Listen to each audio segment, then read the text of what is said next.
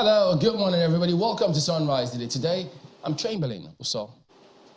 Good morning. I'm Welgui Yusuf, and welcome. And from Lagos, good morning. Welcome to Sunrise Daily. I am Bukola Samuel Wemimo. Well, since you're already used to it, today is December 20. Just hold your horses, Chamberlain. 20? Yes, December 20. And how many days to Christmas? 5 days to Christmas. Oh, God. Anyway, Christmas is Sunday. The Sunday ahead of you. My name is Ayo Makinde. Welcome to the program. What a Sunday it will be. Oh, boy. Reminds me of children singing that song, on the 12th day of Christmas, my true love gave to me.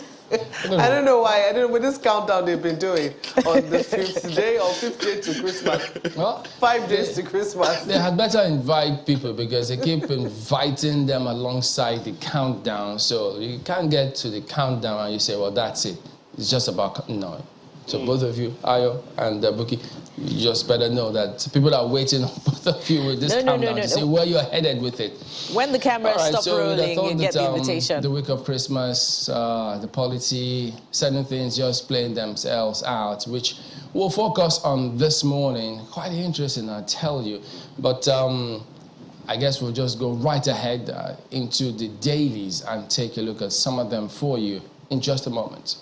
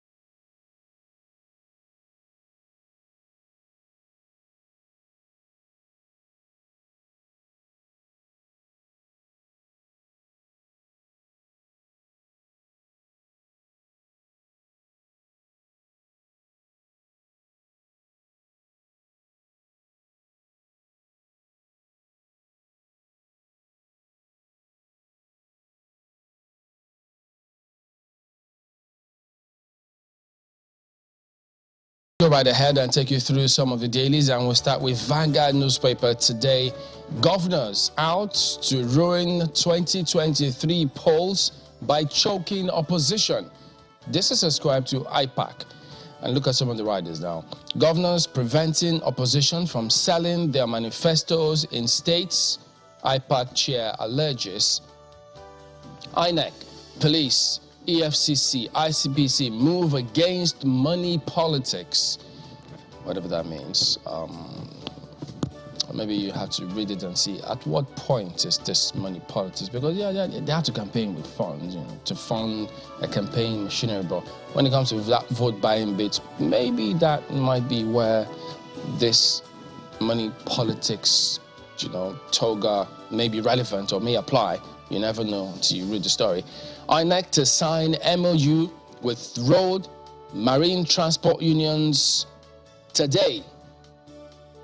So the big logistic questions, which always comes through, we'll see what happens this time. Halt official sabotage of elections. Falana urges security agencies. It says official sabotage. Says anti-democratic forces compromising our polls. So it is big one on the front page here today, all about the 2023 elections and what they like us to do to ensure that we get it right this time. Above this lead story, Okupe gets 2-year jail term for money laundering. His conviction won't demoralize me, ascribed to Obi. So several tongues have been wagging on that one here. And then look at this, this story beneath the big story and the picture you see on the front page of Vanguard here today. Court rejects DSS's bid to arrest, detain Emefiele. For many, that came from the blues. Protests trail DSS moves. it means this chap knew something was going down and then decided to protest. He's not a terrorist, say CSOs. Filed suit against CBN governor, and protesters warned. So quite a lot just playing out so quick and fast, and you just wonder what is going on. I mean, you'd have thought that you went to bed, you went to bed and got up and thought, whoa, what's happening here?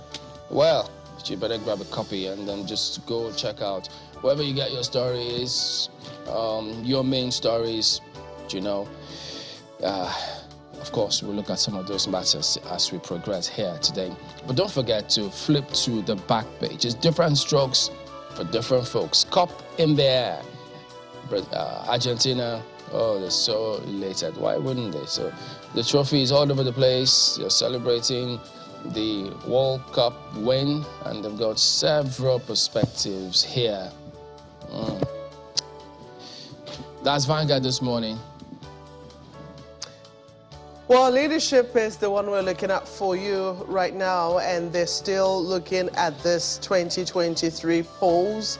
You saw a bit of it earlier on Vanguard newspapers.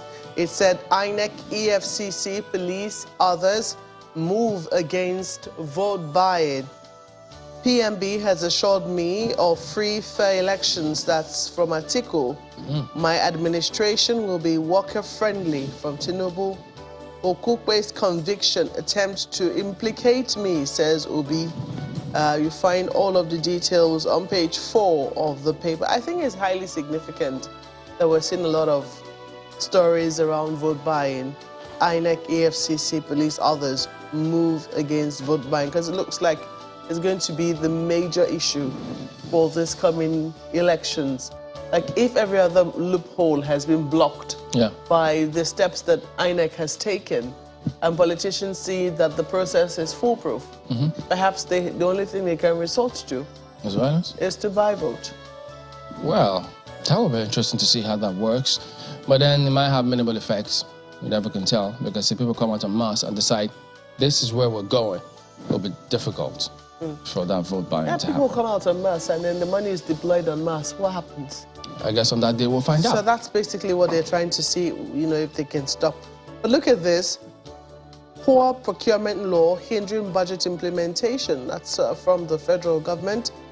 Protest rocks Abuja over alleged plot by DSS to remove Emefiele. Story, when it begins to leave the realm of speculation and it is on the front pages of the dailies, you know that there is more to this story that meets the eye. So follow up with us as we look into the matter this morning. As a page 7 read, federal government releases proof of Twitter negotiation after suspension. You have a number of other stories there. Twitter users vote for Elon Musk's resignation. I mean, how do you put yourself in that kind of situation where you ask people, you know, do you think I should step down? I promise I'll abide by what you say. Oh dear, if wishes were horses, man. But that's basically what he did. I mean, that's what he said. So he didn't see that coming? See what coming? That they'll ask him to step down? Perhaps not. Wow. Perhaps not. Majority, you know, an overwhelming, not just majority, an overwhelming majority said yes, step down. Oh dear. And let us see how he, you know, because I hear it's been silent since that time. Let us see eventually whether we get some word. But look at this. Military police kill 52 terrorist bandits in Zamfara, Bauchi. As on page 14 reads, they will not relenting on insecurity there. And you also see this money laundering. Okupe pays 13 million naira fine to avoid jail. It's a page 6 read. Let's leave it there for leadership newspapers. And flip to the Guardian newspaper this morning, and as it leads this time with something else, not politics, not vote buying, but it focuses on electricity, and rightly so. Let's look at the caption. Electricity, APC failed on 40,000 megawatts promise. Rations 4,000 megawatts. Let's take a look at the riders. Stakeholders insist Buhari failed in sector despite 1.7 billion naira intervention, $3 billion loans. Nigerians paying for darkness, says Oke. Amadi sector worst. in last 7 years? Well, it would be pretty hard to say that the jury is out on that one. Looks like a decision has really been taken. Well, you can also share your thoughts with us. What does electricity look like in your area? Are you getting what you're paying for? Are you getting value for your money? Let's know. Away from that, take a look at this one as we go right to the bottom strip. Quite a number of stories there for you this morning. 240 million naira laundering. Okupe jailed 2 years. Released after paying, well, there's quite some variation over the amount he has paid. Some say 2 million naira, but this says 3 million naira fine. For more details, you'll have to check page 3 of The Guardian. The next one goes thus: terrorism sponsorship. Lawyers, CSOs uncover plot to implicate Emefiele. That's a page 4 read. What exactly is he talking about? We'll also be exploring that pretty much on the program later today, so it holds a lot of promise for you. And as we go to the next one, Aregbesola Oyetola trade blames on Osun debt profile. You would have thought that the blame trading would be between the past government and the incoming government, but this time it's between former governors of the same party. What would Ayo say? If the foundation be destroyed, what can the righteous do? Well, just ignore me this morning. I totally do. All right, let's look at just a few more stories before we exit The Guardian. This is very important as we go beneath the nameplate. Again, terrorists kill 38 in southern Kaduna, Sokapu claims. That's a page 28 read, and it's pretty, unsettling. The never-ending killings and unrest in southern Kaduna. Perhaps if the military would, go there with the same fervor and vigor with which it's, raining in on terrorists in Zamfara and in other parts of the northwest, such that there can be enduring peace in southern Kaduna. Why should we belabor the military with police work? Well, the military is belabored already. We shouldn't. If we have anything that demands the primary function of the military right this moment, beyond what we're already belaboring them with, what's going to happen? So let's find out why the police is not able to do what it's supposed to do and deploy them accordingly. I don't think we should belabor the military all the time with, come on. The military infrastructure or institutions in Kaduna State alone, come on. We shouldn't. I guess you and I have the answers to that question. Some of those poses you're raising, but what can we do about it except to keep asking questions? The military is already belabored with, tackling internal insurrection. The question is, how effective is the work that they're doing within the amount of resources available to them? Let's leave it there for The Guardian newspaper. Nigerian News Direct this morning is our next pick, and look at what you have on the front page. It's something we've discussed, and here it is again on the front page of the Nigerian News Direct. PVC harvesting. INEC IGP blow tough to hunt vote-buying politicians. Do we know them? Can we just go after them rather than just, because anyway, let me just leave it there. Look at the riders. Reject inducement through vote buying. That's the INEC chairman advising, says buying of PVC is diabolical. Our men are on intelligence mission to arrest vote buying politicians. I'm waiting for the result of that. And says money politicians poorly perform. Money politicians poorly perform. Recouping election spending is their priority. That story is on page 2 of the paper this morning. Of course, right above the nameplate, that issue that Malpoe spoke were also raised on the front pages of one of the papers. Alleged terrorism funding, court stops DSS from arresting Emefiele. That's also there right on the front page. And at the bottom of the page, excuse me, 2 stories there. 240 million naira money laundering. Court convicts Okupe of corruption. pays 13 million naira fine. And right under that one, and that's the troubling one for me, 80 million Nigerians will not have a full-time job by 2030. 80 million Nigerians. That's quite sizable. Well, and by that time, the population of Nigeria is likely to have also risen. And so I'm wondering what that story means. Does that mean that they're going to be in a poverty net, or they're just going to have jobs that are going to be flexible enough to do other things on the side? Get the details. It's unsurprising for me if you have 133 million naira who are multidimensionally poor, and if nothing is done about that in the next few years. Did you say 133 million Nigerians who are... I heard naira, so I sorry, just wanted to be sure. multidimensional. We're all thinking about naira. I haven't gotten the new naira notes, perhaps that's why. Okay. So that's bound to have a ricochet effect in the next few years if nothing is done about it. As the Nigerian News Direct this morning. I'll take a look at New Telegraph next. Vote buying will block government accounts early January. NFIU says it will activate its flag-up action on politicians, political parties' accounts, monitor withdrawals of huge funds within election period. IGP, police will deploy X-Squad on poll day.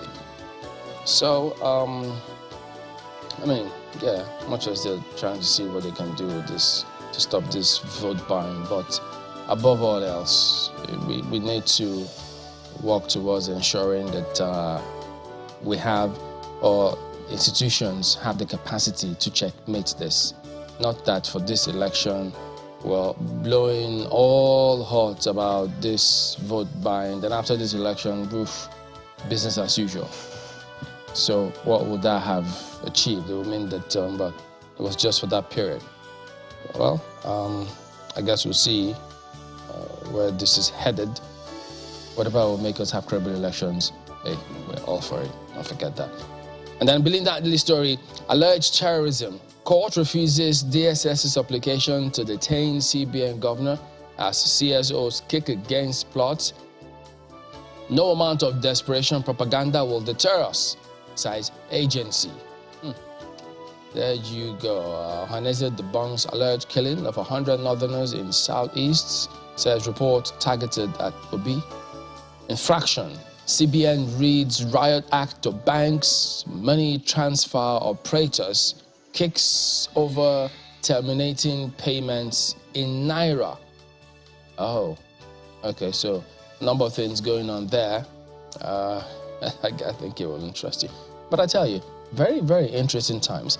And perhaps it won't be out of place to see a small vigor coming from the security agencies too, professing their willingness or their loyal neutrality for this election period. That is what we'd like to see, especially in states that opposition parties are accusing different states of trying to muzzle them or stop them from using facilities or from campaigning.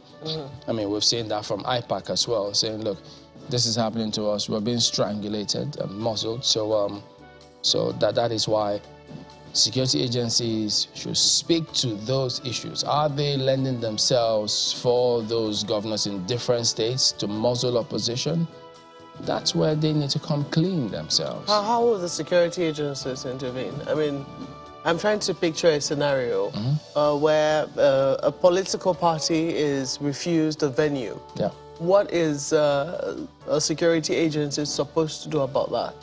Well, refuse the venue, they use them to block and then ensure that they don't pass. I mean, you've seen several of them saying, why are you arresting us? We're just supposed to go and campaign. Stop arresting us.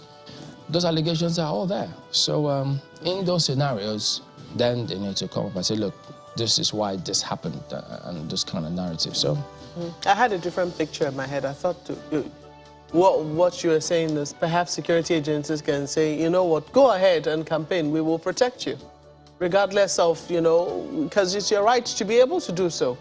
We will go ahead and be there at the venue and ensure that it is not disrupted. Have we ever seen that happen lately, though?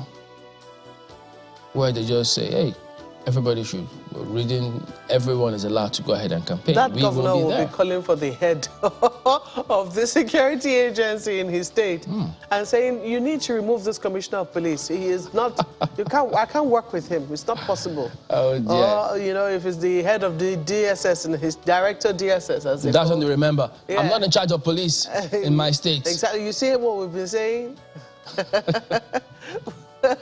I don't know. It'll be the day, though, when you hear that from a security agency. And I don't think that kind of thing will be, I don't know if it will be encouraged, because some people will say that they need to, maybe what the security agency will need to do is talk with the chief security officer and say, sir, you know you can't do this. You know, if you don't revert the order, this is what we'll have to do. Anyways, the Daily Times is the next one I'm looking at for you. 2023 election, IGP reads Riot Act, says use of money unacceptable. I told you that story has been making the rounds everywhere. Yeah. As INEC chairman asks Nigerians to shun monetary inducement.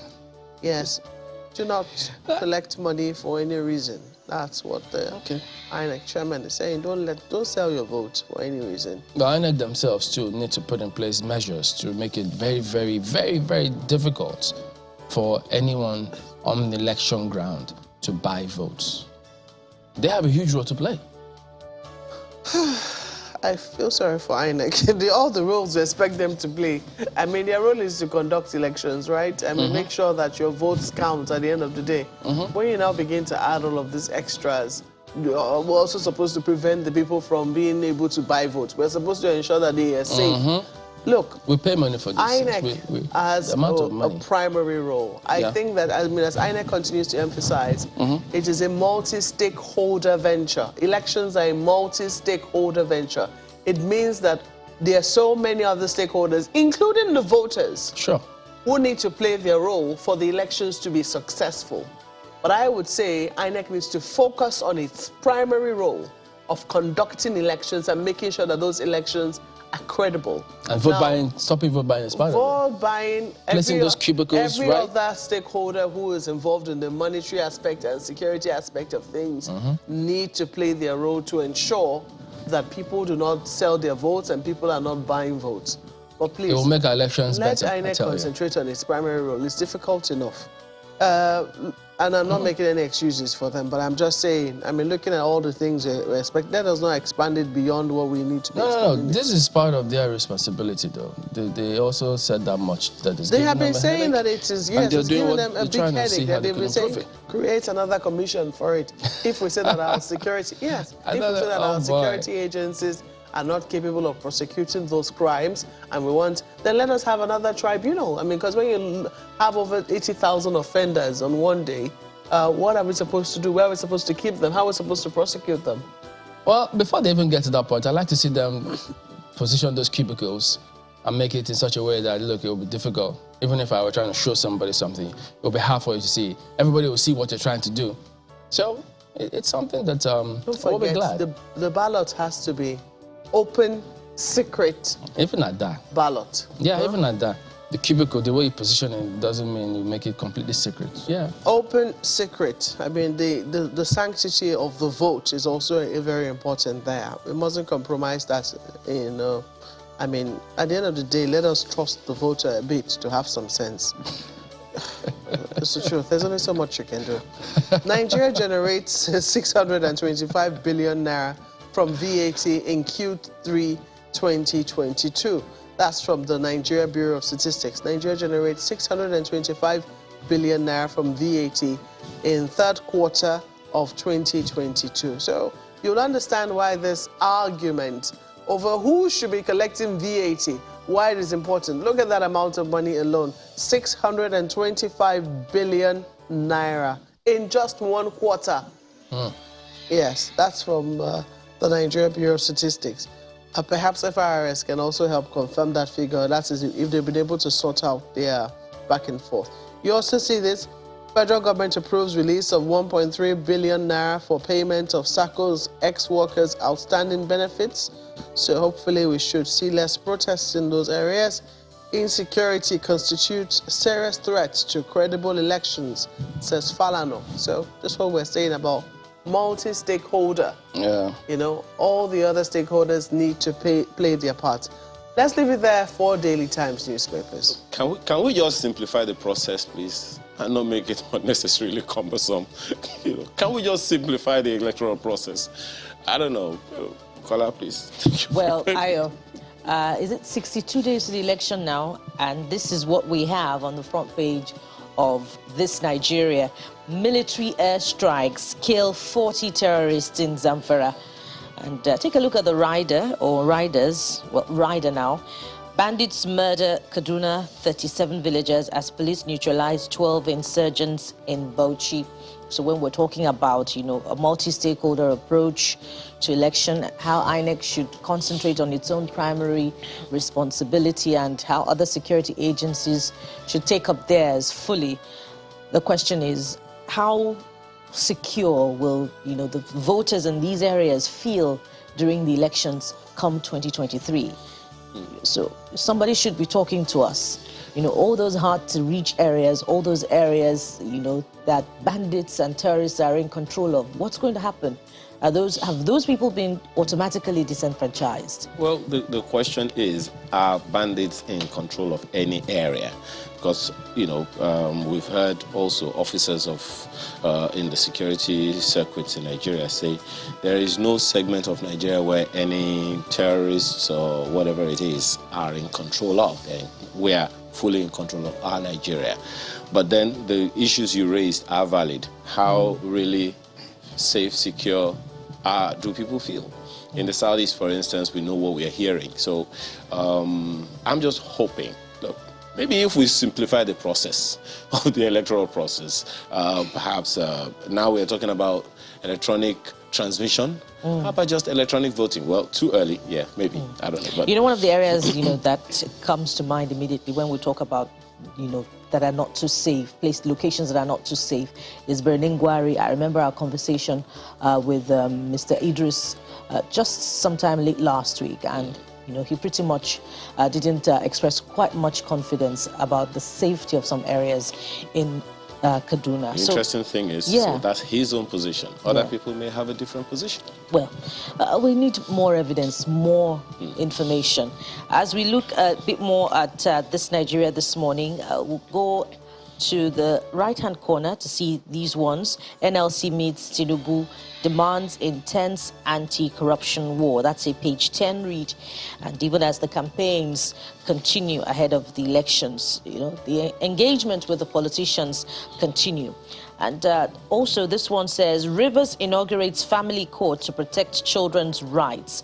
That's a page 6 read. And lastly, on front page of This Nigeria this morning, Apapa Ports upgrade. That's at the bottom strip. Ship owners want Ajegunle residents relocated. Say NPA loses $41 billion daily.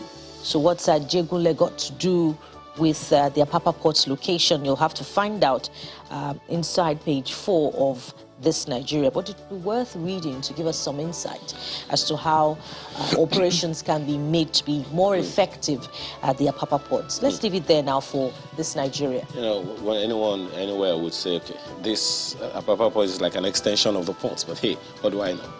And that's the much of the papers we can take right now. We'll take this short break, and when we return, we're taking on the issues for the day. Please stay with us.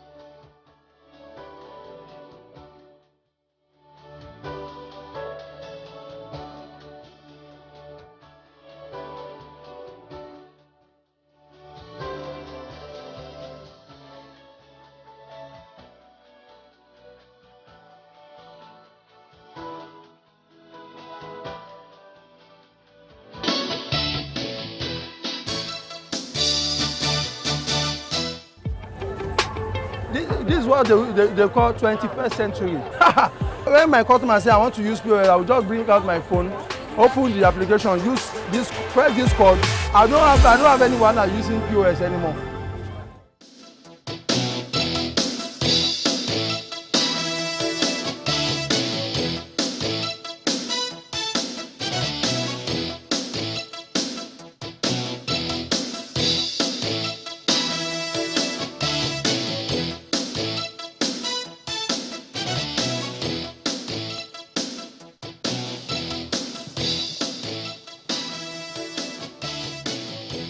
Let's begin with that development this morning. A whole lot of things happening in the polity right now, but this that you just saw is definitely something that a number of people are very, very wary of exactly what's happening here. Almost like it just happened suddenly. Maybe, maybe not. Let's welcome Dr. Monday Ubani, who is Chairman, Section of Public Interest and Development, SPIDL, for the NBA. Thanks for joining us this morning. Thank you. Good morning. And there are those who are wondering, hey, this case has been a long time coming of sorts, or it just happened suddenly? Between 240 million and then 13 million, and so for perhaps some background might help. I think this case started in 2019. And this is 2022.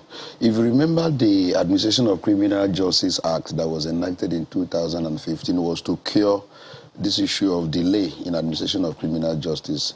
I did evaluation of that act recently in a paper I wrote, and I discovered that we have not moved away in that problem, issue of delay in administration. So 2019, 2022.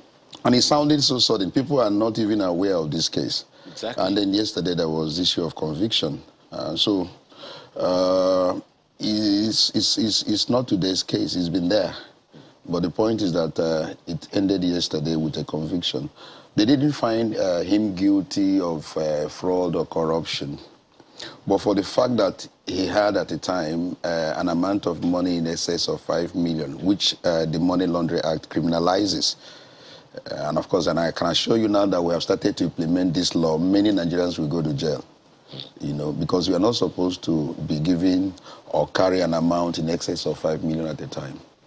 Is it that the fellows who were involved in it didn't know about it, or it was just something they thought, okay, we have enough influence to swing it? Yeah, but the point is that ignorance of the law is not an excuse. If the law is enacted, it's assumed that everyone should be aware of the provisions of the law. So at any time you are caught, you cannot put up a defense, I didn't know. Just a moment, Bukola. I saw on the front pages of some of the papers that says after paying the fine of 13 million or so, he's avoided the sentence. What does that mean? No, what happened is that the court convicted him of the 59-count charge. I think he was found guilty on 26 count charge. And then each carries a 2-year jail term. But the judge was magnanimous in giving an option of a fine of 500,000 per count. Now, if you multiply 500 by 26, it gives you 13 million. So he was asked to pay a fine of 500 per charge, and he paid the money and then walked away. So that means that he's not. He's not going to be taken to detention to correctional center, because the court even gave a timeline. That if before 4:30 he was not able to pay the fine, then he should be taken to correctional center. So it's a conviction that has an option of fine, and so he was asked to. So he's still an ex-convict, yes. It's not the same as a soft landing. It's not the same as No, it's not plea bargain. No, it's not plea bargain. Okay. It is pure. He was tried fully and convicted, and then given an option of fine. Option of fine is also penalty. You said moments ago that he wasn't found guilty of money laundering, but of carrying of fraud or corruption, but money laundering of carrying, giving an amount that was in excess of 5 million at a time for an individual. Individual should not at any point in time, have more than 5 million with him in possession, either in his house or anywhere. In cash. In cash. So what does this mean, first of all, for the individual? Because whether we like it or not, the media is carrying it as Okupe being guilty of money laundering. And then what does it also mean for his party? Now, what he needs to do, if he feels that he was wrongly convicted, is to go on appeal. He has an appellate option up to Supreme Court level on this matter. But if he wants to leave it that way, he carries the burden of bearing ex-convict for the rest of his life. But he's paid the fine already. Can he still appeal? Yes, of course, he can appeal. He has a right of appeal.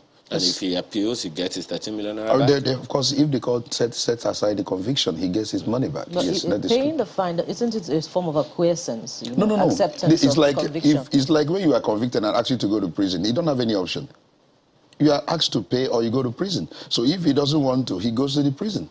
So, but he has paid, pending the time of his appeal. If the appeal succeeds, he gets back his money. Now, there's something you said earlier that with the enforcement of this Money Laundering Act now and the consequences of it, that many more people will go to jail. I can assure you that if we begin to implement that law, many Nigerians will go to jail. Many Nigerians will, because we know people who carry 20 million, 30 million. Everyone in this country, I mean, we're not everyone. Those especially in authority and all that carry more than that. Does it excuse? We have had a situation where even individuals, transport money in bullion van. In this country, I'm not talking about the politician now. Individuals go to bank and carry money in bullion van. No. Just cash. To be clear, for by way of education. Yes. We know traders that do, transactions way above that cash limit at hand at any given point in time. Is it for withdrawal or for deposit of any cash above that regulation?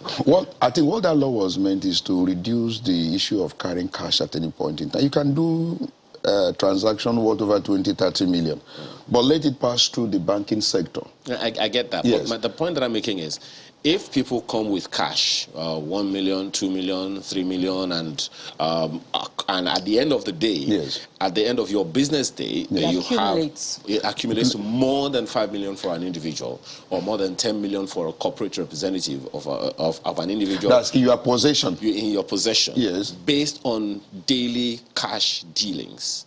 Does it criminalize the person? At any point in time, 5 million is found with you as an individual in excess of 5 million. You are clearly, liable under that law. So you should not at any time allow that kind of amount to be with you in cash.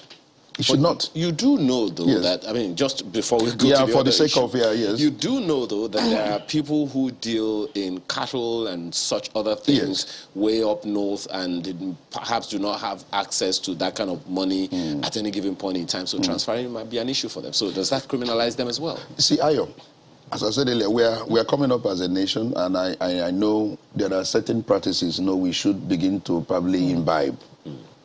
If you are dealing in such a business you've mentioned, and then you eventually at any point in time we have an amount that will be in excess, you must understand the provisions of this law and try as much as possible to do a strategy to avoid, being culpable. What do? You watch how much you have at any point in time that should not, and then probably have an arrangement with a bank, that should, carry this money so that at any time you are caught. Amount in excess of 5 million is not with you in possession. You must try, because that's why education is also key in terms of educating people about the provisions of this law. Try as much as possible in your business transaction to avoid accumulating cash in excess of 5 million as an individual. I'm not talking about corporate. I think corporate is 10 million at a time. So if you are doing business where cash are coming in such citizen, try probably to have an arrangement with a bank or your bankers, to evacuate the money, that it will not, put you into trouble. That's the essence. By the time we begin to imbibe this culture, then we'll avoid a situation where you find yourself in a situation like this of having 5 million in excess. Okay. It is good for us. It's good for the economy. Absolutely. Because we are really trying to avoid destroying this naira.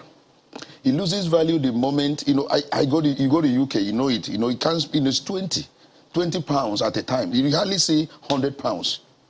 But here, 1,000 is being, it's being rubbish, Also, that's why we are also in favor of what is going on now, that we now learn the habit of not carrying too much cash at a time. It will even reduce the level of attack. If anyone attacks you, I don't have any money with me. Okay. I'm tempted to explore that point, but you were yet to land on the significance for Mr. Okupe's party, Labour Party, particularly now that the presidential candidate is, sort of interpreting it as being targeted at him, this conviction. I don't think that's any target against any person. It's issue of evidence. If there is sufficient evidence where somebody has trespasses the law, what happens? The court is right to do the right in based upon evidence presented. Now, for Labour Party, they have now to sit down and evaluate what has happened. Is this a political conviction or a real criminal trial in which that a conviction has emerged? Now, what is the moral, because he is not a public officer, if he's running for an office, of course he cannot, at this juncture because he is an ex-convict until that is set aside. Now, the political party has to sit down and say, do we allow a man with this baggage to represent us as our DG? It's for them to, to think about. Will it not create a situation where people will begin to look at Okupe as somebody that should not be in a position to market a political party that says, oh, we're coming to do this, we're going to fight corruption, we'll ensure that there's no criminality and all that. So if you have such, your think tank, they should sit down and analyze this situation. It can also boomerang in their favor. There are situations where people have won election even while in prison in Nigeria. I hope you're aware. Where people say, oh, it is a political conviction, but it will really enhance even support, for that individual. Oh, we are not going to allow this to happen. It's not going to dampen our decision. We still believe in him. He's a man of integrity and all that. So it's for the political party to evaluate all that. Can we allow this man with this baggage to represent us as our DG? Or do we put him aside for the meantime until he set aside that particular conviction and get somebody else? They have the right to do all that at this juncture, but I won't be the one to advise them. But if they seek my advice, I will tell them at this point, you must avoid a situation where they will not use this against you. What about the timing? Does the timing for you carry any political undertone? The trial started in 2019. He wasn't charged this year. So it's an ongoing trial. So if you say the timing, take it back that he was charged in 2019. So how would you now relate it that, oh, they want to do this now because he is the DG? No, that is I won't give that interpretation. But the point is that the court has succeeded in, finishing this. There are many still pending. I'm yet to hear about the case of the Accountant General, that EFCC has even admitted that they have recovered 30 billion out of 100 and something billion allegedly taken by. And so these are cases that should be hastened up in accordance with the Administration of Criminal Justice Act and get conviction. I'm happy that we are getting conviction based upon the new system we are employing, but it should apply across board. Well, I guess we'll wait because it definitely is an ongoing one. That the Accountant General case, the Accountant General's case that you mentioned, for instance, many people are interested. Yes. Well, we said that this kind of seemed like it happened suddenly, but you said it started in 2019. But there is another one that seemed to have started suddenly, and that's the one concerning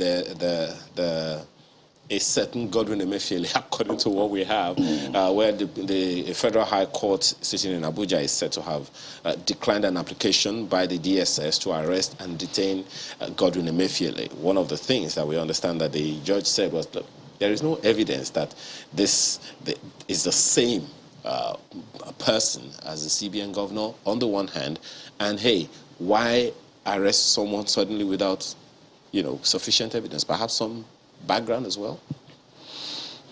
Emefiele is presently the governor of Central Bank.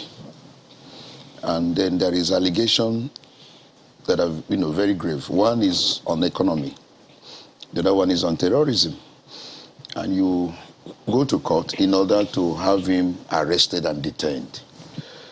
And then in doing that, the court is called upon to exercise what we call discretionary power.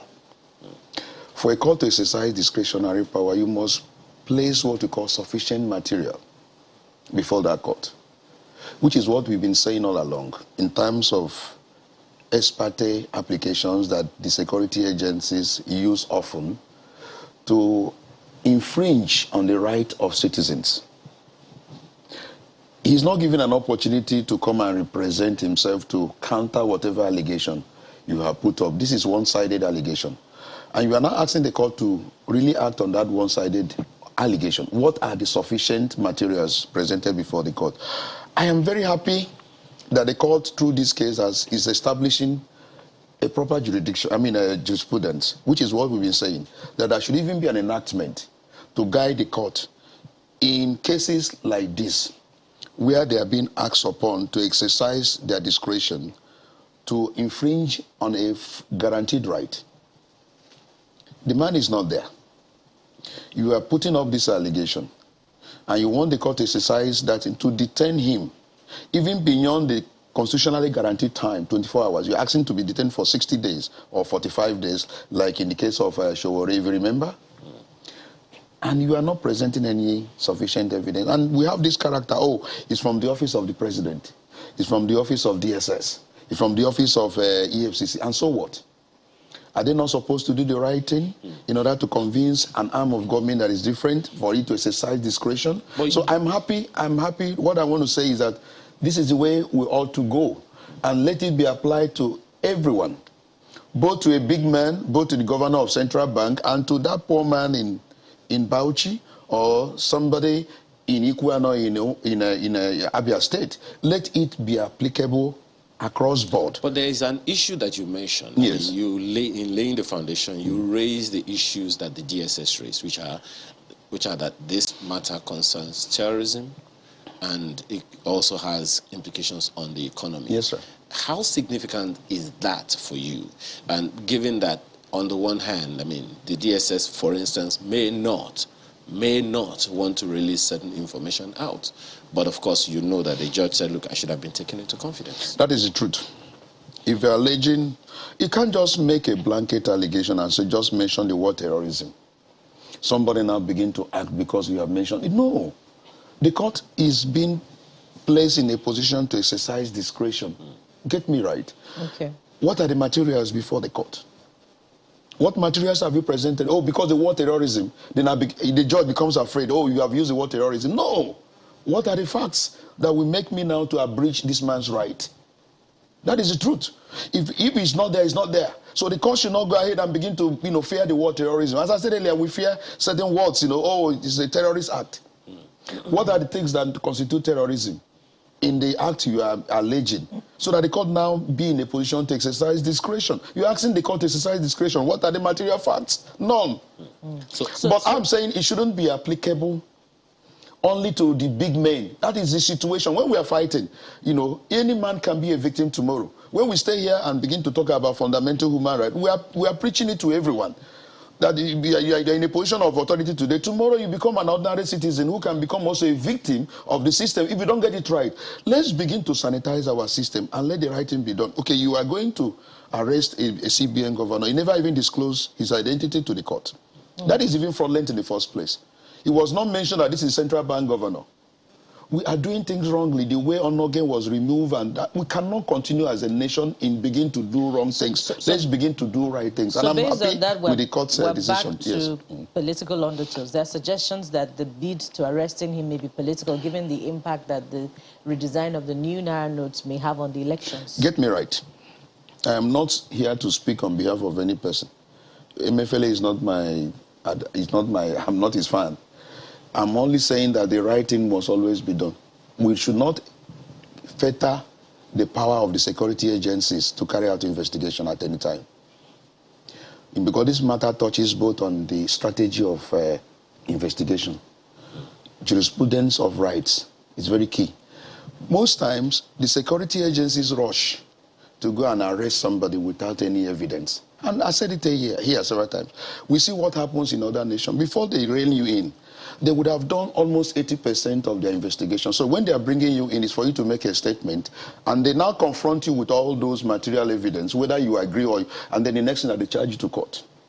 They won't detain you. They don't take interest. But here in Nigeria, the security agents, and we need to get them to clear the system out of this. They take so much interest in getting people in detention, and they're happy. They are 30 days, 40 days. No. That is not what the law says. The law says take him to court. Yes. You haven't spoken to the question that she raised about the political undertone. What I'm saying, I don't read any political undertone to this. Okay. I'm saying that they may have evidence against him. There is allegation of other trillion in stamp duty and all that has not been cleared. There is this issue that, there are certain things being done with our economy. That also has not been cleared. But the court is saying, for you to now convince me to allow you to arrest this man and detain him, give me evidence. Okay. If you don't give me evidence, whether it is political or not, if it's political, the court is now saying, you cannot do that with me, which is what I love. The court says you cannot use me to achieve your political end. I am here as a court to look at the issue of law and how the law should be applicable to everyone equally. And that is what the court now says, I'm not going to allow you to use me as an instrument. If the courts begin to do that, we will have a country that all of us shall be proud of. Can I say this, Ayo, before you ask the next question? If we get our judiciary right in this country, our judicial system right, 80% of Nigerians' problem will be solved. If we get a judiciary that is working to enthrone justice, to do justice to all manner of men equally, without looking at any person's pocket or face, we will have a country all of us shall be proud of. And that's why we must look at that particular sector, that arm of government, judiciary.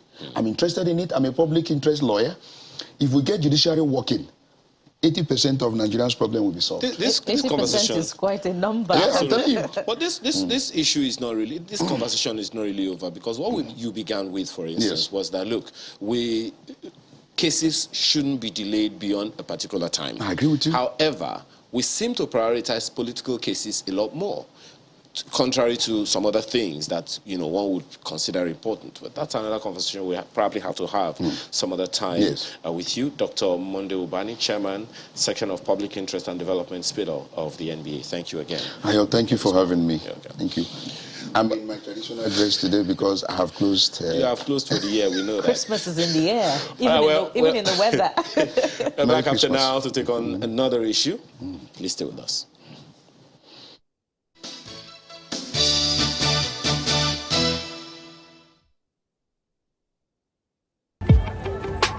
This is what they call 21st century. When my customer say I want to use POS, I will just bring out my phone, open the application, press this code. I don't have anyone that using POS anymore.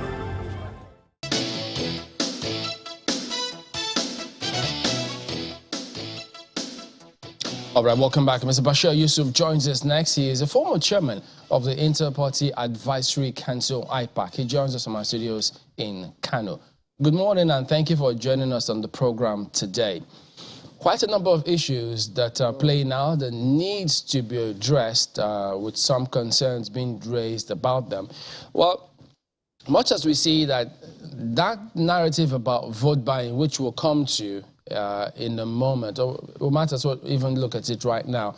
So, for you, when we talk about addressing vote buying, which is being raised in different quarters, what comes to your mind? Because we know that on the day of elections, scenarios play out. Even before the elections, there are certain scenarios too that can be interpreted as vote buying. So if you could just give us your own perspective of how you think we should be approaching this matter. Well, thank you. Good morning, viewers.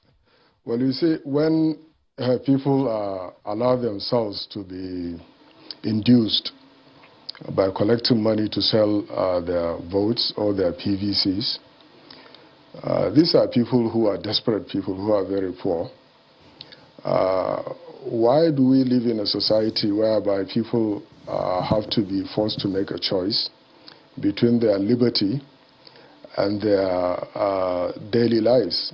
Because when somebody collects 2,000 naira or even 200 naira to sell his votes, that person must be a very, very desperate person.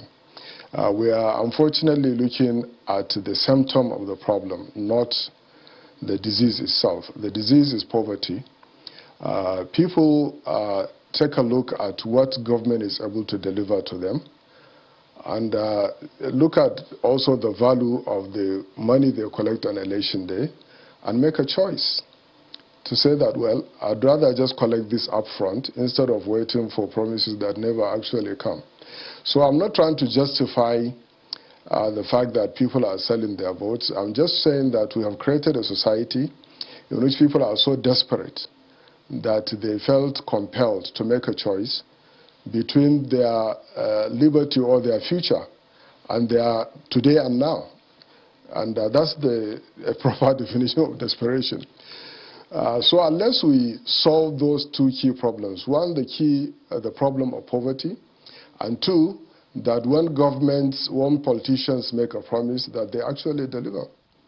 I mean, if you promise me something and I'm so certain that at the end of the day, what you promise me will not come through, I mean, if I'm so desperate as to have to resort to selling my vote so that I can survive today instead of waiting for a promise that will never come in the future, why not? I mean, so Actually, we are grandstand over these issues. Everybody wants to pontificate, and a desperate person who has to survive on a day-to-day basis, I mean, you need to be in their shoes in order to know why people actually sell their votes. Let me ask you, now, different vote buying may mean different things for different people, because when those summits and different meetings held in different fora, there are those who may just think this has got to do with the day of election proper. But some others think not. They think it's beyond that. So perhaps for you, you could just tell us, when do you think vote buying starts, or what constitutes vote buying? Vote buying is an exchange for money of your liberty to choose your leaders during an election. And this mostly happens on election day, when people actually line up, in some cases, on two parallel lines. One is for voting, and the other one is for selling of the vote itself. And this happens in the full glare of security agencies. And I mean, so although there may be some form of vote buying ahead of the elections, in the sense that people tend to distribute, you know, essential materials and commodities and textile and all sorts of items to induce people. But the actual arena for the buying of the vote happens on election day, where people line up ahead of voting to collect money.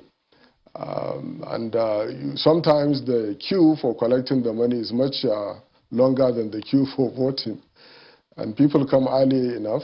And I'm telling you this because, I mean, I have been part of this system for a very long time. I know what happens. As you have introduced me, I was the chairman of Inter-Party Advisory Council. So I am very, very familiar with how these things take place. And it's very sad that in the 21st century that citizens put in a position whereby they make a choice between their liberty and their daily livelihoods. Well, clearly the election day is very critical, but if you could just give us a scenario, that picture of what transpires on election day concerning vote buying, what to you do you think is the most critical component that needs to be addressed on that particular day, election day, to stem this vote buying menace?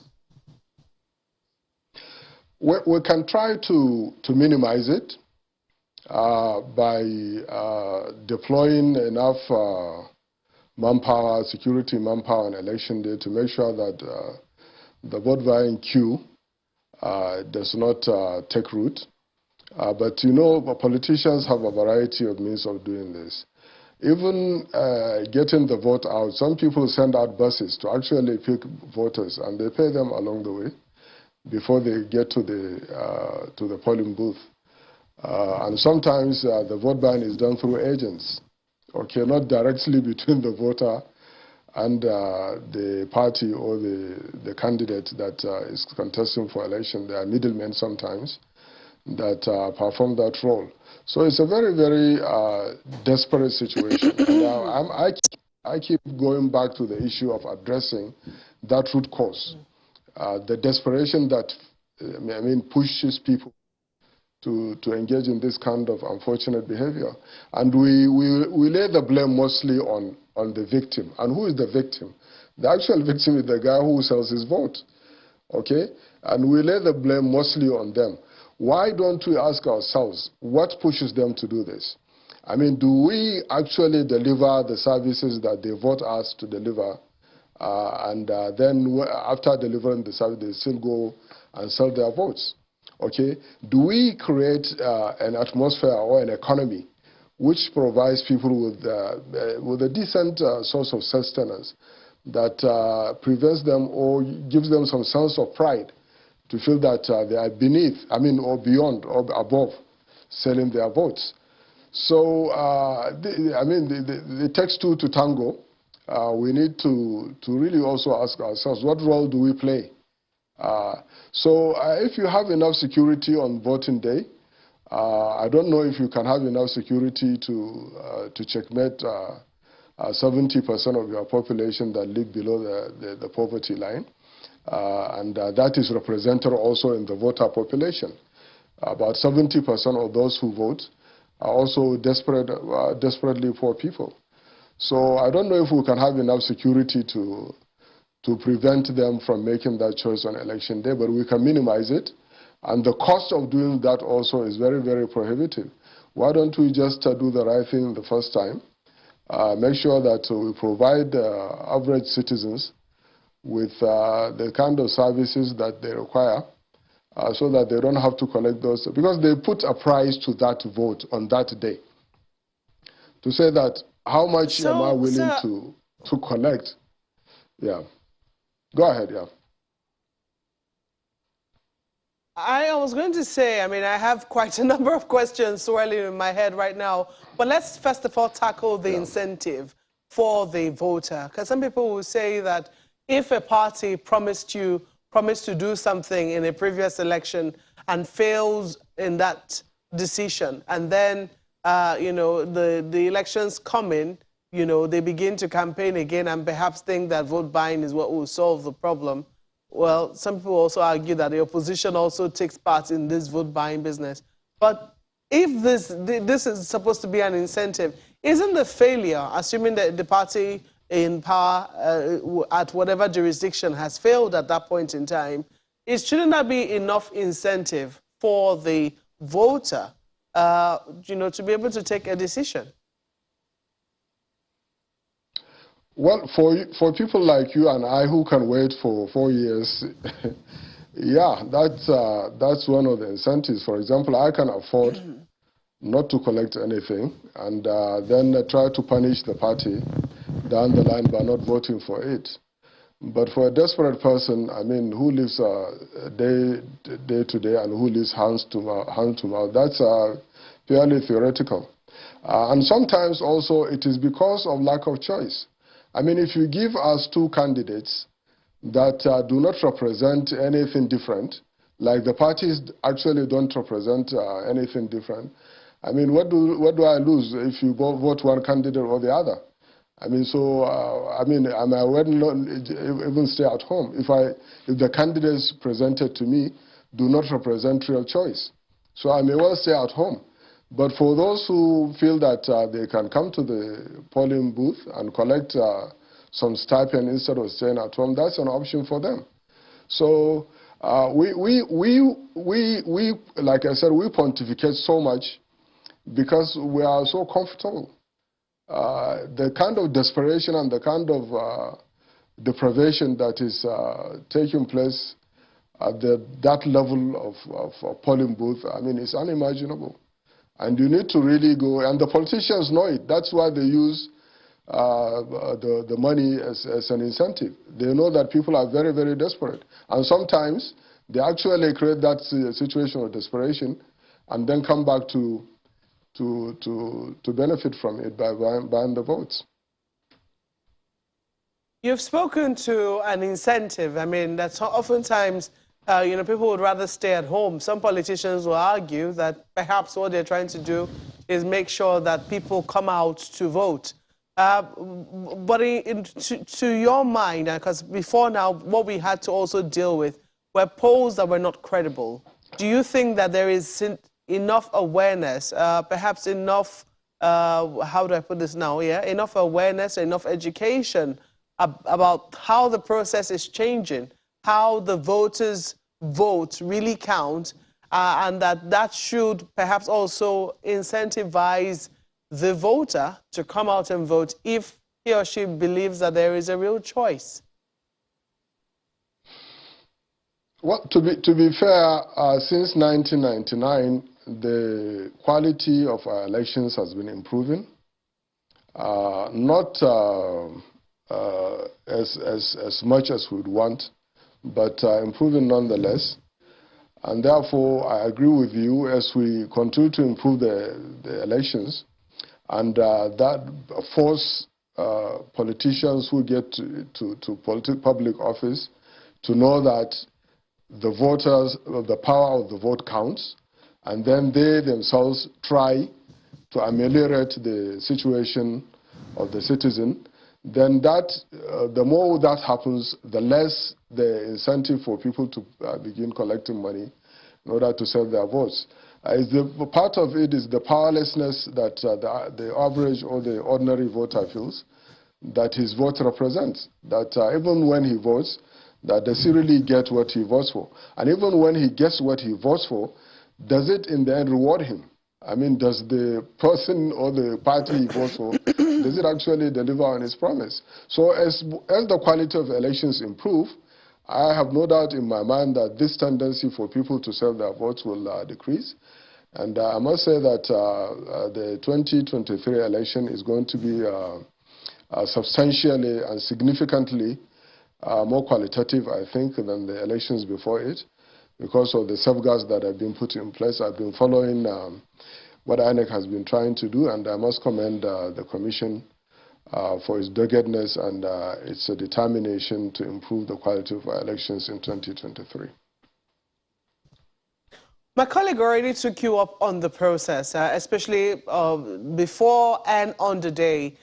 From what you have witnessed, from how the polling unit is set up, from how things are generally arranged on the day, and even the processes that INEC is putting in place, what areas would you like, whether the security agencies or INEC, to focus on to be able to de-incentivize this vote buying? I think maybe if we can, because our elections take place and we have almost now 100 million votes. I mean, I can't remember the exact figure of our voters register. And the elections take place in a very tight, within a very tight schedule. I mean, the voting takes place within a very tight schedule. I think we should increase the number of hours so that so many people don't get to the polling station at the same time, because with the kind of confusion that takes place within that kind of period, that also creates the atmosphere and the kind of environment that we'd like to avoid, which facilitates some of this criminal activity perpetrated by people who buy votes. So I think one of the things INEC should look into is to increase the hours that it takes to vote on election day, so that people can trickle in and vote and go back, so that we don't have massive crowds around polling stations. And when those massive crowds happen, the security agents lose control, the election officials lose control, and so much of these nefarious activities take place by taking advantage of the crowd. Well, today, IPAC is quoted to have said that the governors are trying to ruin this 2023 general elections by muzzling opposition in their states. And so they're crying out, saying something needs to be done about that. Now, from your perspective, how should we begin to address this challenge, as IPAC is alleging now? Well, I don't know the evidence that IPAC has at its disposal to make such a very strong allegation, but it's normal during elections for parties in power to make it tough for the opposition, and the same everywhere in the world. But there is a certain acceptable threshold, and if that threshold is breached, then probably it's good that IPAC has sounded this alarm. You see, when we make public office so attractive, we provide the incentive for parties in power to go, to do all sorts of things, to put all sorts of pressure on the opposition. But you see, it's a marketplace. Elections and democracy in general is like a marketplace. When you go to the market, you have your shop and you display your wares. But at the same time, markets are also avenues for thieves to come and steal from legitimate businessmen. So it's your duty as the opposition to actually be very vigilant and mobilize around your program and around your candidate to have such enormous presence in your constituency to make it difficult, if not impossible, for ruling parties to intimidate you or your followers. It's not easy. All right, so let's wind down. All right, let's wind down with this one. For some elections now, remember during Jaga's time and this time for the last general elections, the time for the elections was shifted owing to some challenges. And I do remember that the chairman of INEC at the time said we needed to have a conversation about election management. And now with all of this focus, responsibility for the commission and everybody else, do you think that the electoral body is overburdened with some of these responsibilities such that we need to have that conversation which you referred to, such that, who knows, we could have some other bodies or some other agencies take the load off INEC? Yeah, thank you very much. That's a very, very important question. I have been at the vanguard of this agitation for INEC to be unbundled because INEC is just doing too many things. INEC is essentially an election management body, but we also expect INEC to secure our elections. We expect INEC to stop vote buying. I listened in on the conversation you were having before this segment of the program, and one of the anchors of the program nailed it by saying that, look, INEC is doing just too many things, and that's where we need to look into to really, really unbundle INEC and make it a trim and efficient organization so that it concentrates mainly on election management and leave other responsibilities to other agencies. Although I also, ironically also, I'm not a supporter of the proliferation of so many agencies. And around elections now, we are creating trying to create several other agencies. Why are elections so burdensome that we need to create so many institutions in order to deliver them? So I think the first step, I agree, is to unbundle INEC, but also we need to look into why do elections become so challenging for us as Nigerians that we need to create so many institutions in order to manage them. Food for thought, I reckon. Well, that is where we let it go. We do appreciate your time this morning. Bashir Yusuf, former chairman, Interparty Advisory Council, IPAC. He joined us from our studios in Kano. Thank you very much. All right. We will be back in just a moment. We've got one more lap to go with some politicians. So keep it here with us. We'll be right back.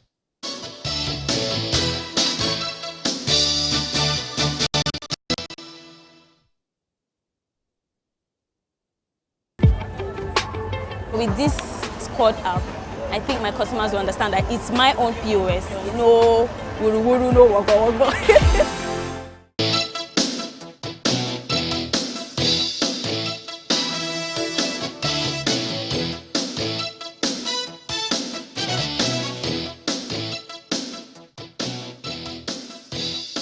Welcome back. Well, yes, indeed. Those two gentlemen joins us next to weigh in on our next focus.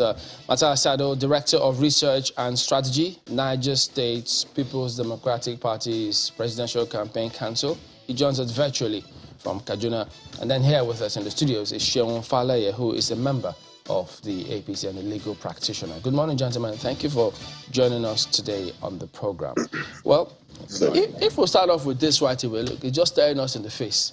How could we not look at this when your party, the ruling party, all that promise about 40,000 megawatts of electricity, how things need several lofty plans that they do have. But before we come to this, we've been talking about vote buying and how INEC thinks that politicians are unhappy with moves to block vote buying. Let me even sound you off on this one. Are you or are there members of your party who are not happy with plans by INEC to stop vote buying by politicians? We're satisfied with what INEC has put in place, the framework that INEC has put in place for the forthcoming election. We don't have any challenge with it. With the APC and our candidate over time has been at the forefront of canvassing for free and fair elections. Over time, you recall, during our time in the opposition, our challenge has always been to ensure a free and fair democratic and electoral process. And that is coming to fruition. And that's largely based on the good leadership that the president has provided and the free hand that is given to INEC to formulate this sort of plans. And so we're very happy with it. We have no complaint at all about it because we believe that the issues and solutions that we put before Nigerians is enough for them to make up their mind and vote their choices. Mr. Sado, how about you? Are you or any member of your party dissatisfied with plans by the Commission to stop vote buying by politicians? Well, thank you, Chairman, and I'm glad that I'm here this morning.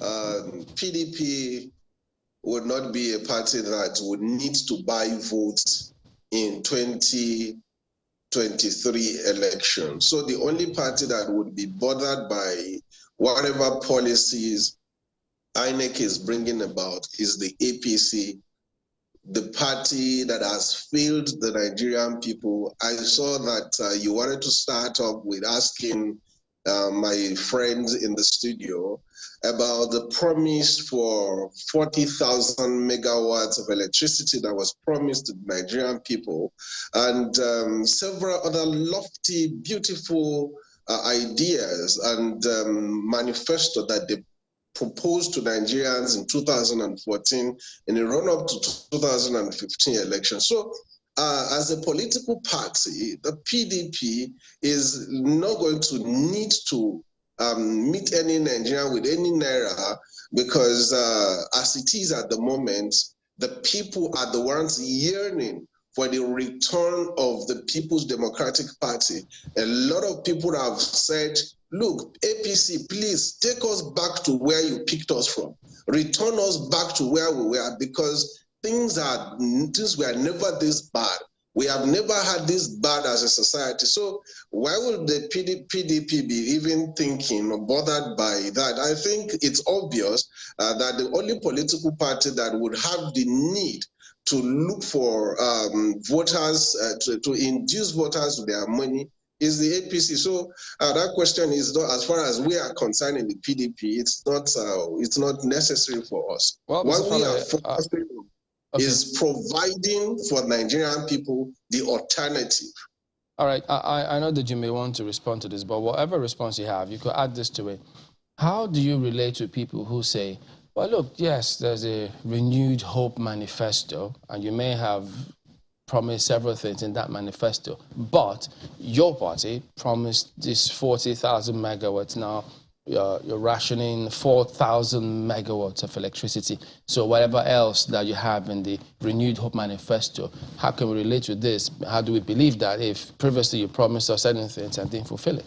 I think it's rich coming from a representative of a party that spent billions of dollars to deliver power and couldn't deliver anything. If they had spent that money judiciously, we would not be in this situation that we are.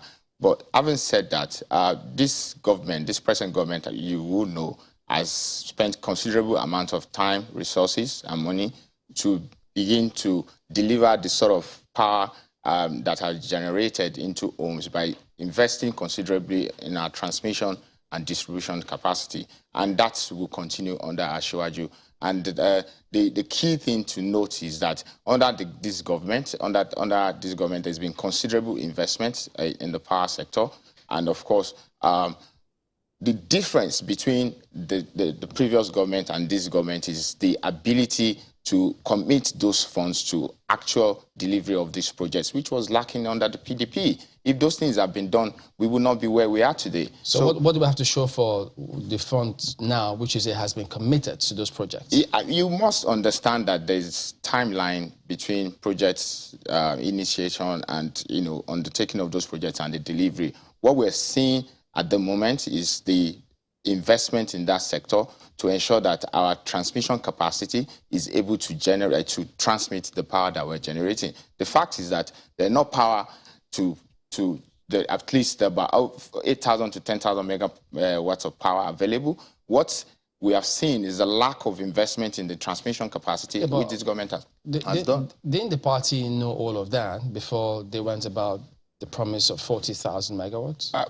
We didn't know that all of the money that they claimed they spent, the billions of dollars that they claimed they spent, was never spent on those infrastructure. And until we got there and realized what the issues were, then that's when we saw all of this. So, like I said, the key issue is that if PDP had spent those funds in a manner that they told Nigerians that it was to be spent, we will not be here. We're paying for their incompetence and corruption, and that's why we're here. But Ashwaju will take this further. Ashwaju will ensure that we continue to generate more power and then provide the necessary infrastructure to transmit those powers to homes and businesses.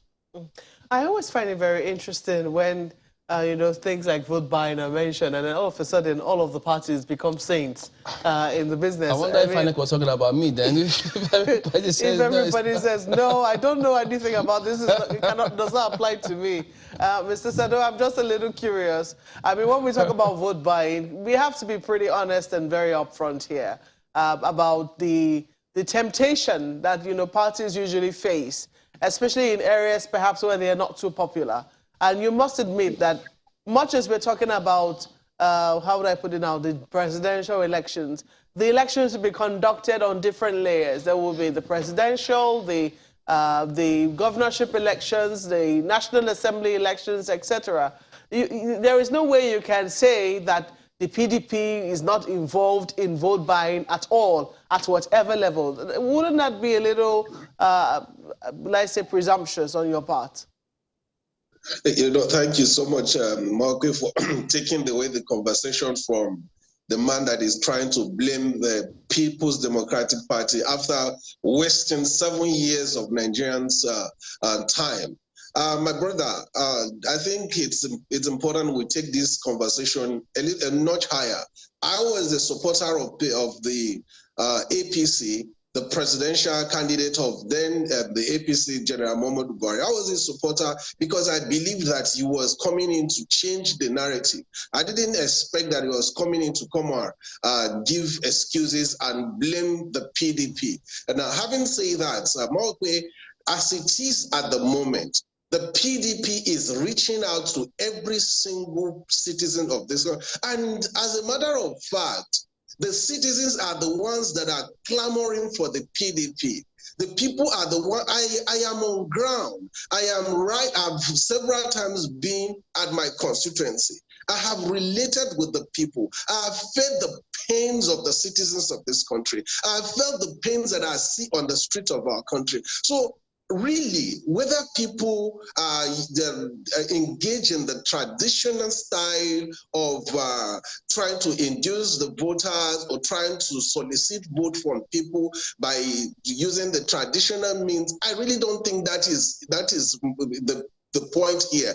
The point is, what are the ideas, what are the views, and what are the plans that we have to rescue this country? What are the issues that we need to look at? And that is what I want to focus on. I want to be able to tell you, the people of this country, that we do not have a manifesto, but we have an operation manual to be able to get Nigerian people back on their feet, to be able to rescue the dying economy of this country, to be able to provide for the people of this nation and get them all working again. That is the document that Alhaji Atiku Abubakar has, and that is the document that I want us to focus on. How do we intend to lift people out of poverty? How do we intend to create 3 million jobs every year? These are the plans, these are the fantastic plans that we are not going to come in 2024 to give excuses, but we are coming with result. A party that promised the people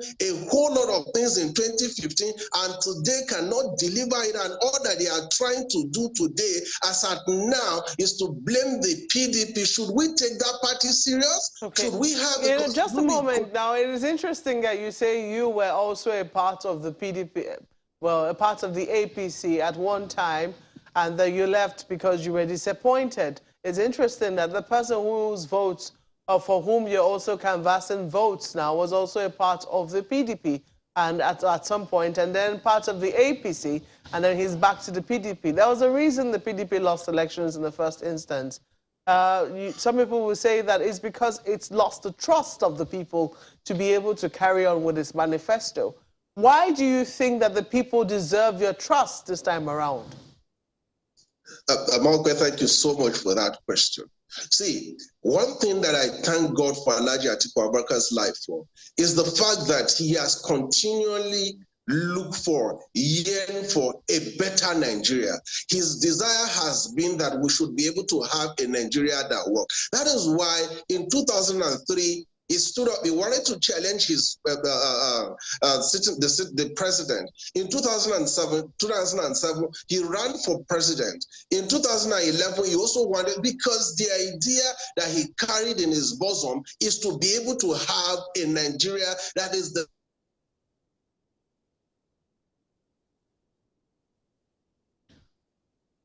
Oh, dear, looks like our guest. The country. Okay.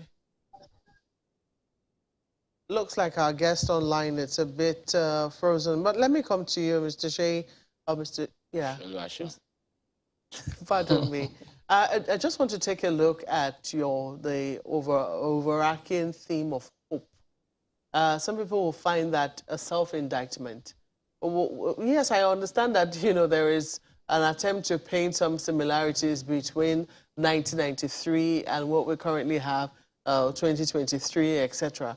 But some people will say that, the situation we were in 1993 is or should be different from the situation in 2023. In 1993, we were under military dictatorship, and that for a number of people moving into a civilian regime, there was reason to hope. When you use that same campaign mantra of hope, it could be self-indicting in the sense that it means that people are currently in almost a state of despair, and you're asking them not to give up hope. This is in a situation where your party is still controlling majority of states and is still the party at the center of power. So when you tell them to hope, are you telling them, are you acknowledging that things are pretty difficult? Are you acknowledging that things are not what you promised that it will be in 2015 when you took over? No, that's not the concept behind the manifesto mantra. The fact is that as a people, as a person, you always have to hope for a better, future. You always have to hope for, better endeavors in the future. So really, it's not a reflection of where we are. If you look at our manifesto, there are three basic issues that all of that manifesto has, is seeking to achieve based on what we put before Nigeria, is to continue the job of securing Nigeria for people to go about their economic activities and, prosper, is to create jobs by bringing in the youth for, gainful employment, create jobs and economic opportunities for people, and most importantly, to improve the well-being of Nigerians. All of the plans from transportation to infrastructural delivery to agricultural enhancement and productivity is centered in our belief that all of those activities can enhance our economic opportunities and therefore provide jobs for Nigerians and enhance their standard of living. I find it a little interesting. You're not talking about consolidation. I mean, someone would say consolidation 2023. You're not talking about I don't know. I'm not the one to be providing ideas for you. The thing is, I mean, that's when you talk about hope, that's essentially what it conjures. And some people will say maybe it's even apt, because when you hear the fact that 133 million people are living in poverty or have, are impacted with multidimensional poverty, of course, those kinds of people need I mean, so if you... The citizens certainly need to hope. But all of this has happened under the watch of the APC. I'm just asking if you acknowledge, if by this theme, you're acknowledging that so far you have under-delivered, if at all, on the promises which you gave in 2015. I think so far we realize that there's still a lot of work to be done. As for any government in power, and you see it all over the world, there will be constant requirements to improve the living standard of people. So it's never going to be a finished job. It's a continuous job. And we speak to those by giving opportunities for job creation. We speak about multidimensional poverty, and we must realize that there's a major difference between monetary poverty and multidimensional poverty. And if you look at some of the activities that this government have undertaken, it's really in the plan or in the what's it called, to engage that multidimensional poverty by providing roads. Those are really providing access to basic infrastructure, and those are the things that really speak to reducing multidimensional poverty in Nigeria. So the government itself that commissioned the report knows that those data are important for planning, and it's in that data that you then begin to engage in planning to reduce those issues. And so it's never going to be a walk in the park. It's not an end in itself. Every government will continue to deal with the issues of security. We continue to deal with the issue of healthcare, the social issues that will enable the workforce to be productive. And that's what we will continue to do under Ashwaji Bola Ahmed. Let's bring in our colleagues from Lagos. Well, thank you, Chamberlain. Let me begin with Mr. Sado, and I hope we have him back. Mr. Sado, are you still with us? I'm here with you, Ayo. All right, thank you.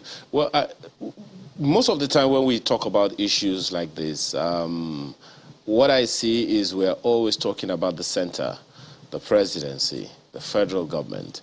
I can't hear your question, Ayo. Okay, can you hear me better now? Okay, what? Just speak out loud a bit. I can't. I'm struggling to hear you.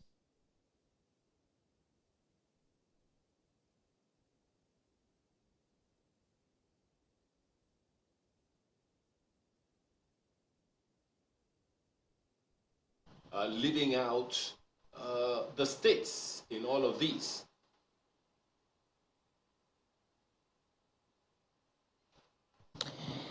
Okay, Mr. Sado, for me, I'd like, to explore a bit more your candidate's position about privatizing the refineries if elected president. Quite a bit has been, said about that. I hope you can hear me better, more clearly than you were hearing Ayo. So much has been said about, the possibility of handing it over to, his cronies and all of that. But beyond that, isn't it tantamount to selling our national assets? I know a lot of people would say that privatization is the name of the game and, refer to how Saudi's Aramco is doing pretty well. But then we also have Brazil's Petrobras that is, owned pretty much by a huge percentage by government. So doesn't it speak to, the inability and incompetence of successive administrations to do right by, the country, by Nigerians, by managing effectively its national assets? What are your thoughts?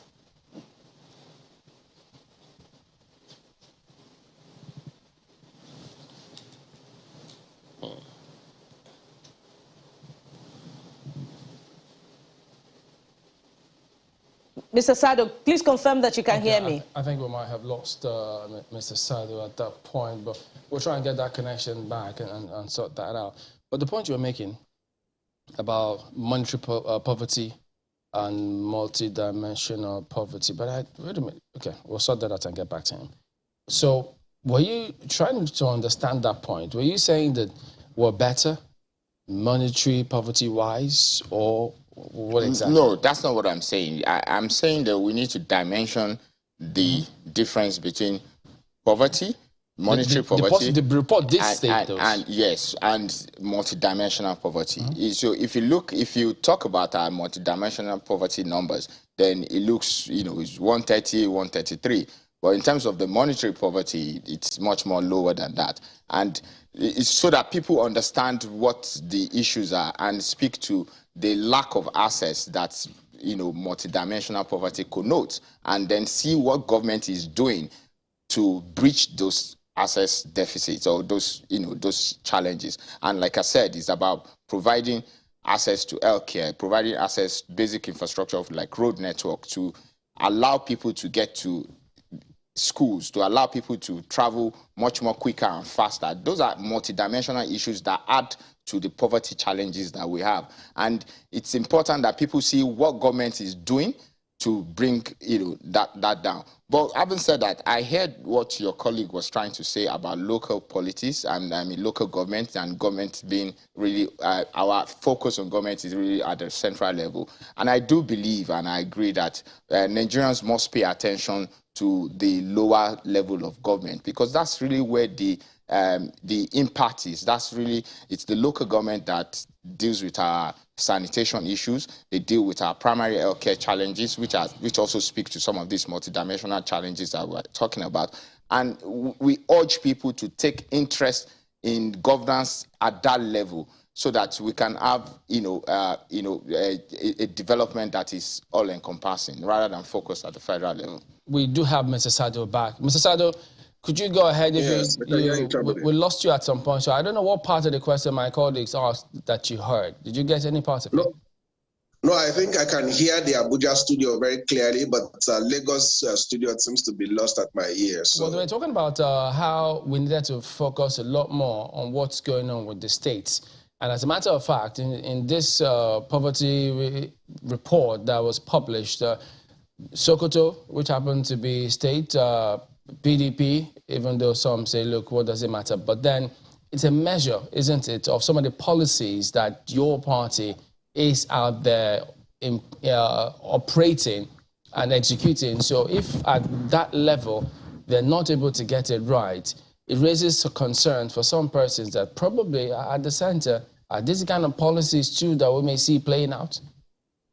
All right, thank you so much, Amadi. I think to respond to my colleague in the studio there, who mentioned that the monetary poverty and multidimensional poverty are different. Well, I don't know what that definition is, but as a Nigerian citizen, I know that the money in my pocket is worth less than it was worth in 2015, and the things that I'm able to buy today are far more expensive than the things I was able to buy in 2015. So if you are talking about whether the multidimensional poverty does not define what is happening in this government, I think he's trying to be clever, but I believe that Nigerian people understand this, and Nigerian people have seen that the PDP is the only solution to the problem of that the APC has created in the country. Now, about the multidimensional poverty and picking on my DG, who is the governor of Sokoto, and let me tell you something. I think like what I wanted to focus on was to focus mostly on the solutions to the problems that we are facing as a country, because I believe that is the conversation that we need to have now, whether be it APC, be it PDP, or be any other political party. At the moment, we should be looking for a consensus to have an agreement on the solution to the issues of this. Just a brief one quickly before we go. So these solutions that you speak about, I mean, they are within members of your party. Is it that Sokoto State, for instance, the party couldn't have advised them to implement some of these policies to ensure that the people's lives are a lot better, because they're at the bottom of the ladder with this poverty report? You see, here is what I have to say to this. For the beginning of our conversation, I did mention that we in the People's Democratic Party and our candidate has the operational manual to fix this country. I'm a mechanical engineer. I've had to solve problems in several equipment, several machines, and all that we need to do is to have an operation manual to be able to address whatever issues we're having with the equipment. So about whether we need to go. We're out of time. But unfortunately, I'm sure they got your point. But you say that PDP, you have the operational manual. The PDP has the operational manual to get Nigeria working. All right, well, I have to thank you for coming on. To be honest, just if I may add, the operational manual that PDP has is selling Nigerian assets to their private cronies. Their principal has done it before. All of those companies are nowhere to be found. Well, there are two different things: privatization. Yes. And when you say selling, yes, it connotes something different. That's what he did. All right. We thank both of you for coming on. Sean Fale and Matthias Sado, members of APC and PDP, talking about what there are several various principles will do. They all say they have the magic bullet. Well, thank you, gentlemen.